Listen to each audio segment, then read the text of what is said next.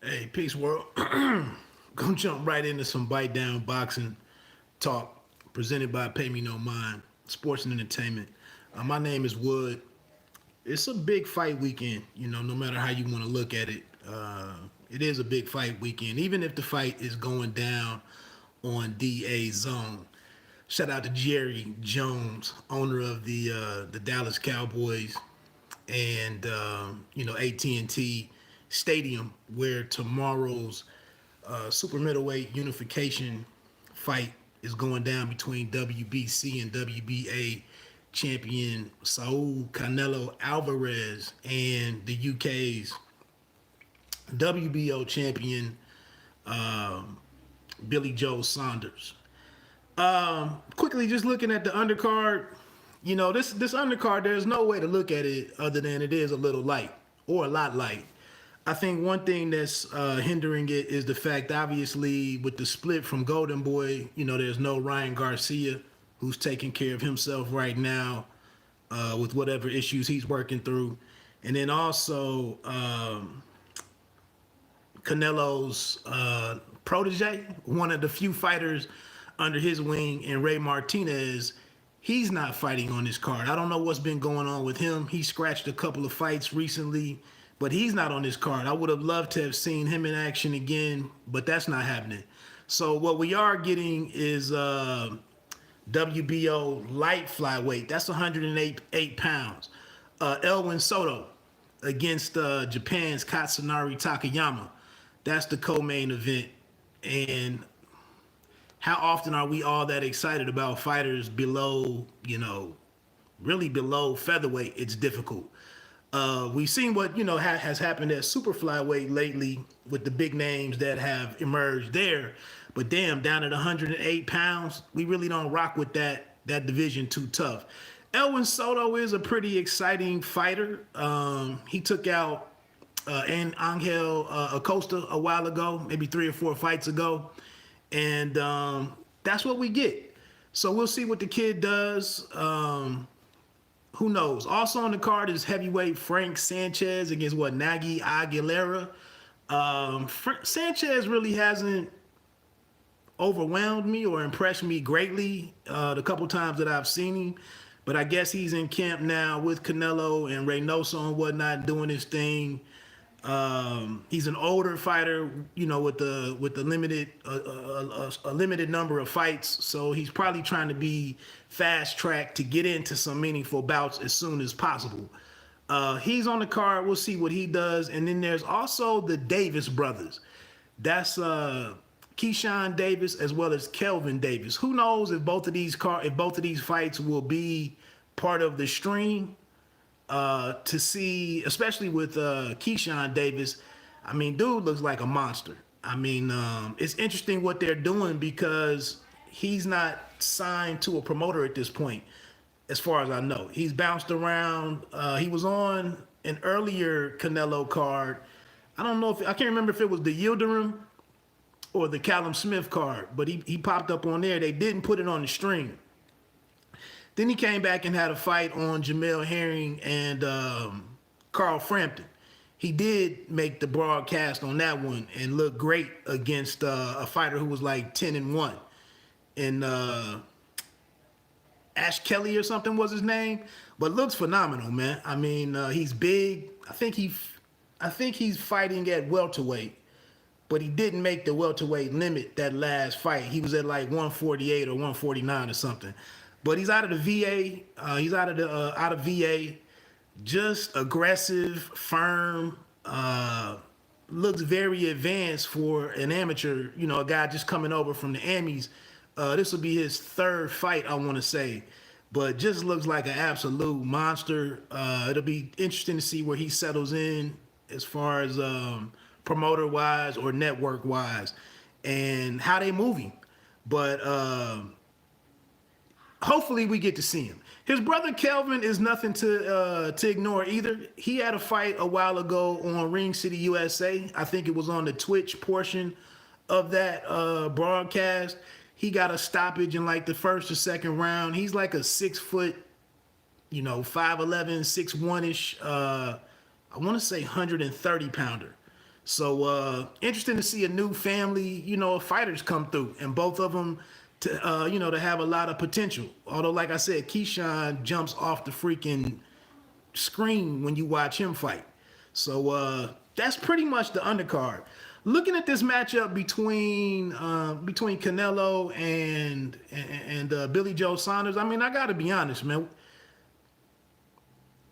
The way that boxing is, and the way that fighters move, and the network situation, and the promotional, all of that stuff, the franchise designation from the WBC and whatnot, it's some issues with this matchup. I mean, what has Billy Joe Saunders? If we got Billy Joe right after fighting David Lemieux a few years ago or a couple of years ago, maybe I'm really, really, really over the moon about this fight.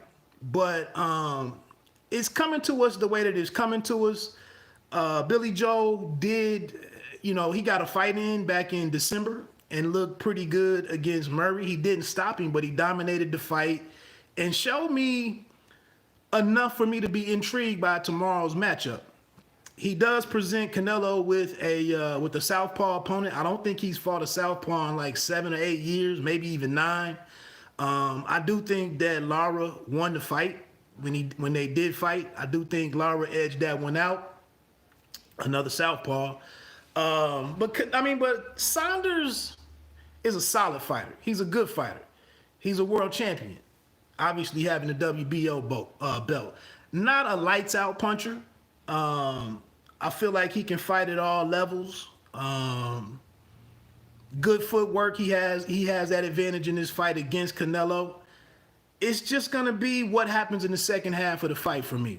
I think there's enough nastiness in Billy Joe not to run away and hide, and not to go in there and look like a Rocky Fielding or what we saw to Callum Smith. I actually think it's going to be a pretty competitive fight over the first half of the fight. We'll see what happens in the second half of the fight. I don't know if he can hurt Canelo. I mean, Canelo, for everything that you might look at him to do, does have a hell of a chin. He's obviously advanced defensively.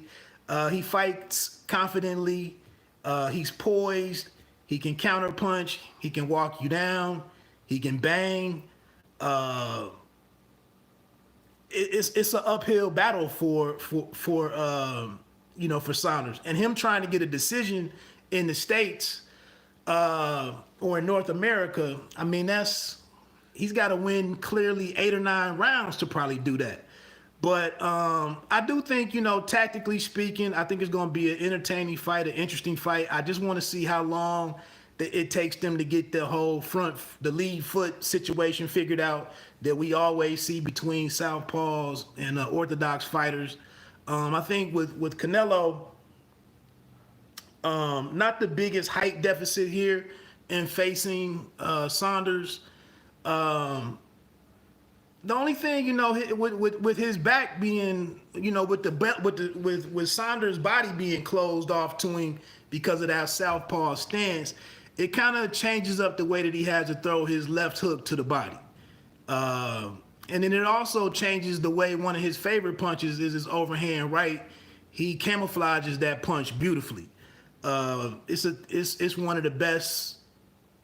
It's one of the best thrown punches in all of boxing, in my opinion, because he shows you that left hook to the body, and you brace for that, and then he changes it in the middle of it and comes with the overhand right to the head. The only thing is that's a longer punch for him now with Saunders' southpaw stance, so it changes all of that up. But obviously Canelo is a guy who can overcome all of that. He's seen everything. He can adjust to everything. I mean, and if he doesn't have a guy that's really who he really has to respect power-wise, what does Saunders do in the second half of the fight? That's kind of what it's going to come down to. Canelo also not a guy who you can just sit here and land a bunch of combinations on. I mean, dude can counterpunch with the best of them. Smart fighter, ring IQ, and generalship, all of that stuff is off the charts. So I really don't know how Saunders wins this thing. I just think he can go out there and give his best effort. make it a good fight and give his all. Hopefully, that's the thing. Old Sergey Kovalev going into the 11th round, that fight was still within reach for him. It was like 96, 94, 96, 94, and 95, 95. And he really did all of that with a lazy ass, slow jab. So it's not inconceivable for Saunders to be in this fight, 9th, 10th, and then going into the championship round. So, like I said, I expect it to be a pretty entertaining fight. You always want to see what what a dude like Canelo is going to do in the ring, regardless if he's not universally respected out here amongst us YouTubers and fans of the sport. He is a highly advanced fighter, and all of the fighters respect him. So, I mean, it's not like you're going to watch a bad fight. I'm seeing, I've received some text messages and replies on social media about Saunders getting knocked out or stopped. What's up, MMA experts, man? How you doing, man? I've seen some, people thinking that Saunders gets stopped.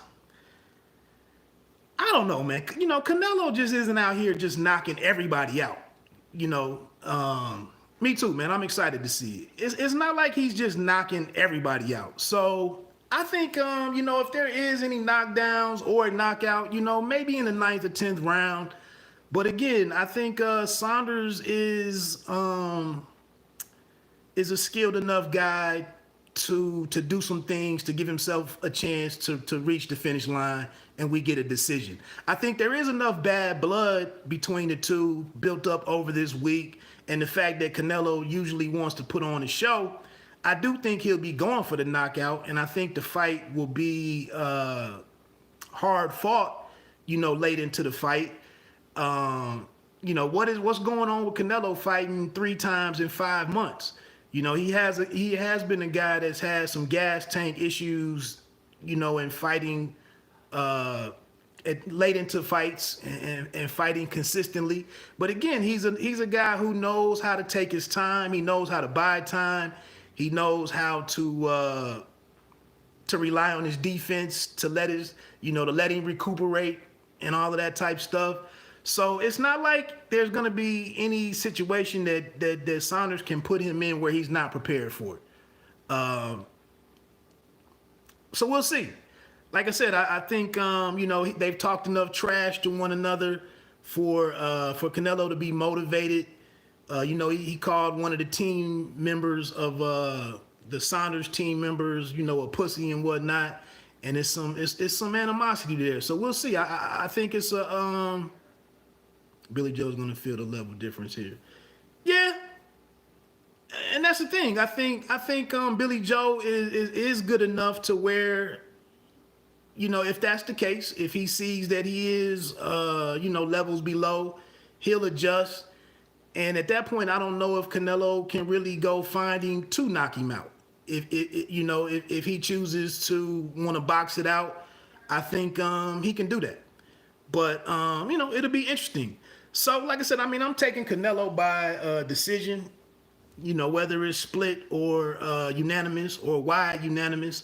I got Canelo winning it. That's no secret. And I'm just tuning in to see, whether anything dramatic happens, in the final third of the fight. So, holler at me if you got any other opinions, anything that you're looking at. I did want to say that I was was holding out some hope to see. With seeing the Gypsy King, Tyson Fury down there, and the fact that he said, if Billy comes to fight, I'm calling 10th round KO, but if Billy is going to be on his bicycle moving, then yeah, UD. Good call. Great call, honestly. But with Tyson Fury sitting down and speaking with Eddie Hearn on his podcast, or whatever the hell he calls it, I'm kind of wondering, holding out, to see if there could be any kind of announcement Saturday night in terms of the AJ fight with Fury. I don't know what the hell is going on with it, but it would be dope if they could. It would really be maximizing that moment if they could work that out. But again, a lot of drama going on there. Whatever the hell is holding up those negotiations or that fight getting finalized, you can debate that, you know, to the end of the day. We don't know, but I just think it has been interesting to see. That's the one thing about DAZN, right? Is it tends to bring all of these fighters from Top Rank, from PBC, and other DAZN fighters. I saw Demetrius Andrade is on site, looking to incite and antagonize these guys and try to work himself into that discussion as a future opponent. The other thing that's interesting here, even without a fight development or developments on the AJ and Fury fight, the other interesting thing here is that if Canelo wins, which, you know, he's a big favorite, what is it, 7-1 or something? But if Canelo wins, the other thing that I'll turn my interest to, you know, this makes an interesting situation for Eddie Hearn and trying to extend his relationship with Canelo. Obviously, he'd be taking a look at completing fully unifying super middleweight. That would involve fighting the PBC's Caleb Plant. And so how does that work out? Hearn has to try to retain a relationship with Canelo, and then we get to see whether or not the PBC is going to do business with Matchroom /DAZN /Eddie Hearn. How does that work out? So that would be a very interesting development to see how that plays out. You know, they got a miniature golf course in there for Canelo. So, you know, Eddie Hearn is doing the best that he can. I just want to sing Billy. Yeah, exactly. Luna, exactly. They get it done tricky with all the different promotions. Exactly. So that's what I'm saying. That is another, you know, like I said, if Canelo is successful, that becomes a new story to watch unfold is, what does the PBC do with Plant how does that even play out? Or, you know, does Canelo take a look at David Benavidez? Fury and Joshua prediction. Man, I don't really have one, man. I'm waiting for them to announce the fight or whatever direction they're gonna go in. I think I will say with AJ and Fury, I think AJ is being overlooked a little bit in the number of people I see just going with Fury. I do think AJ is being undersold a little bit. Is he my winner today? I don't know. I just think the way some people are dismissing him so quickly, I don't know if I agree with that. But Bivol, last week, Bivol against Craig Richards, he didn't look great. So would it be an opportunity for Canelo to consider a fight with Bivol, for those that question, the legitimacy of him winning a light heavyweight belt? So there's a number of different implications moving forward from this fight. It just depends on how you want to follow that type of stuff and kind of what you want to see happen. I do think I would like to see the fight with Caleb Plant, but again, how does that get worked out? And I think, obviously Canelo, whether you like him or not, he is an important part for Eddie Hearn /DAZN. So I'm just interested to see how much they bend over to to retain this guy, and what gets done. So I don't have any any dogs in the fight to root for it to go one way or the other. But I want to see I want to see if a precedent is set to what the PBC is going to do. Right now, a lot of people believe that the PBC is struggling. There's issues with the relationship with Fox, whatever. So I just want to see how it all plays out. But I do think if Canelo wins, the next fight that I would like to see him would be for undisputed at super middleweight, and that they figure out how to make that happen, however it goes down. So other than that, man, I don't have a whole lot to say. I am excited for the fight. I definitely want to see what goes on. Yeah, man. HBO would be great. Yeah, it would be great. Just while I'm getting ready to get off here, is the end of my lunch break. I do have to say though, I am wondering. Nothing has that same feel. I agree. I am wondering if some of these big fights, continue not to be made. We see all of the attention that the Mayweather and the Paul brothers. We see all the attention that's getting. Different rumblings and grumblings with what's going on with Triller.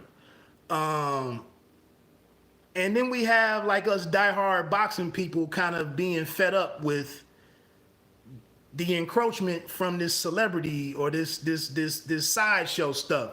So I'm just kind of wondering, at some point, do they let these exclusive TV deals, do the networks, do they the Paul saga, exactly. I'm wondering if the networks move away from these exclusive deals with the promoters and just start working with promoters on a fight-by-fight basis of some kind. It just seems like these exclusive deals are blocking the best fights that can be made in boxing, and it's almost like we're just at a moment where there needs to be some kind of fix so that boxing can move forward. So that's why HBO was so great, to MMA experts' point. That's why HBO was able to thrive, because they just sat back, and anybody that wanted to get their fight on the best, we do need more unifications. And there's a lot out there that are happening. May 22nd with Ramirez and Taylor is an excellent fight.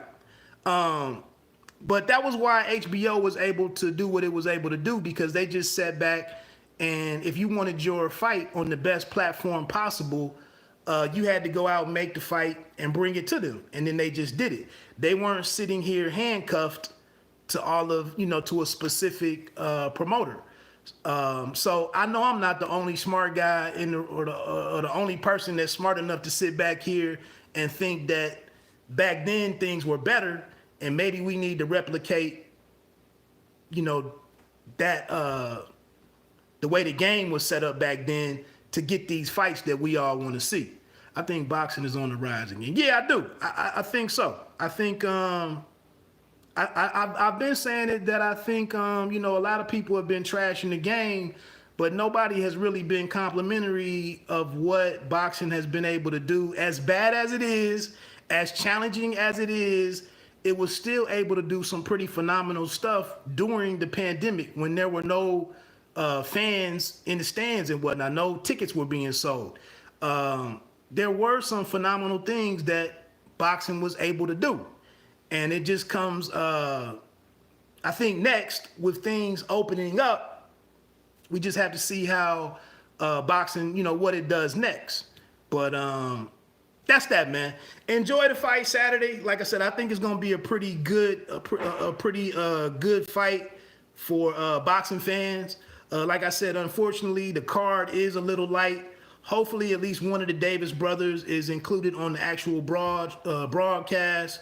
We'll see what Frank Sanchez does. Appreciate you too, man. 3,000% MMA experts. And then we'll see what Elwyn Soto does. It's a good chance for him to. And I want to say Soto has like 18 fights, 11 or 12 knockouts. I think 1 loss. The fight with Angel Acosta was a great fight. So it's not like he's not good TV.